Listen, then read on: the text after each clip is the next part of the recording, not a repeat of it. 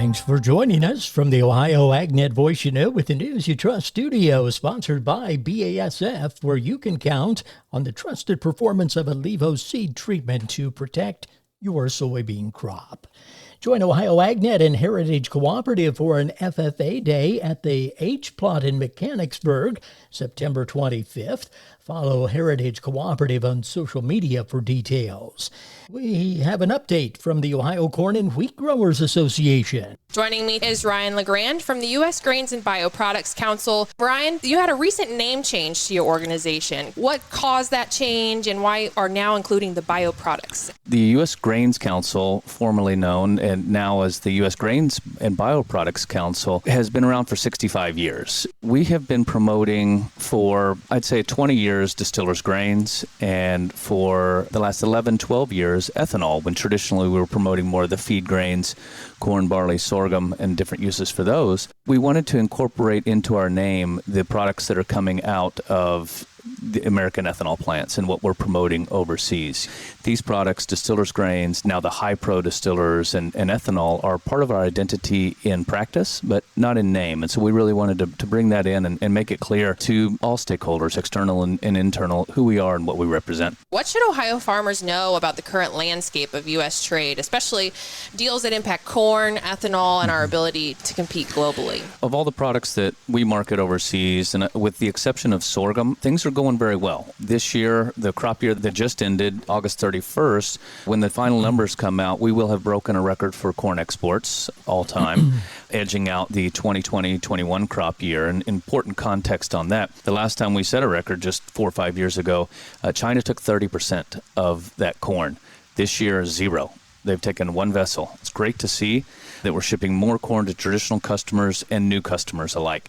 We're going to do the same for ethanol. Again, the marketing year that just closed, we'll see over 2 billion gallons of ethanol exports. And thank you, Brianna and Ryan LeGrand. The U.S. Senate last week confirmed 3 nominees to critical positions at the U.S. Department of Agriculture.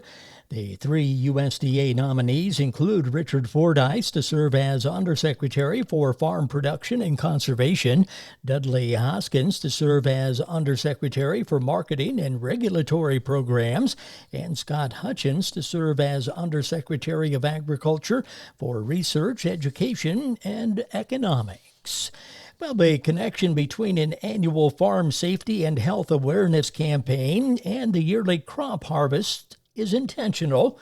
That, according to a farm safety expert who discusses the history of the event. An appropriate time annually for National Farm Safety and Health Week. We always have it the third full week in September. Brings a top of mind, not only to the farmers, but also to the motoring public, making people think about putting safety first as we start to get into the fall harvest season. Dan Needham of the National Education Center for Agricultural Safety says historically, FDR signed the first proclamation for National Farm Safety and Health Week way back in 1944. That was back when the National Safety Council was kind of handling and running things, making it the longest-running education campaign via U.S. presidential proclamation. This year's campaign runs the week of September 21st through 27th, with this year's theme, Safety First, Avoid the Worst. Registration for week-long farm safety and health webinars are available online at www.necasag.org. Click on the link to National Farm Safety and Health Week.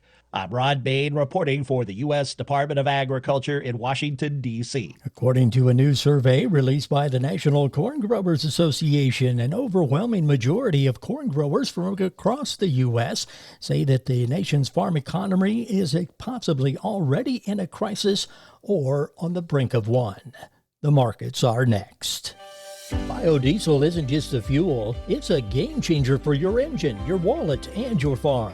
Cleaner burning and efficient, biodiesel enhances engine life, power, and fuel economy. Plus, it delivers real value, adding $1.33 to every bushel of soybeans grown.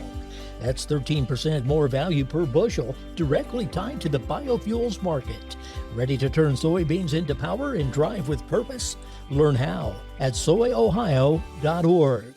Get the equipment and trucks you need at Ritchie Brothers' next Great Lakes regional event on September 25th and 26th. This absolute unreserved auction will feature online bidding, and items are located in Columbus, Chicago, and Detroit. Choose from close to 4,000 items, including a wide selection of construction equipment, truck tractors, and more. Don't miss Ritchie Brothers' Great Lakes regional event on September 25th and 26th. For more details, visit rbauction.com. Again, that's rbauction.com. Sold up. Markets brought to you by Seed Consultants. Simply better performance online at seedconsultants.com. At the Board of Trade, December corn for 21 3/4, down 2 1/4. May corn for 48 1/2, down 2 1/2. November beans $10.11, down 14 1/2. December wheat $5.10 3/4, down 11 3/4. At the Mercantile Exchange, October cattle $237.15, up $3.57. October hogs $98.80, up 82 cents. October feeder cattle $361.35, up $7.25. This is the Ohio AgNet.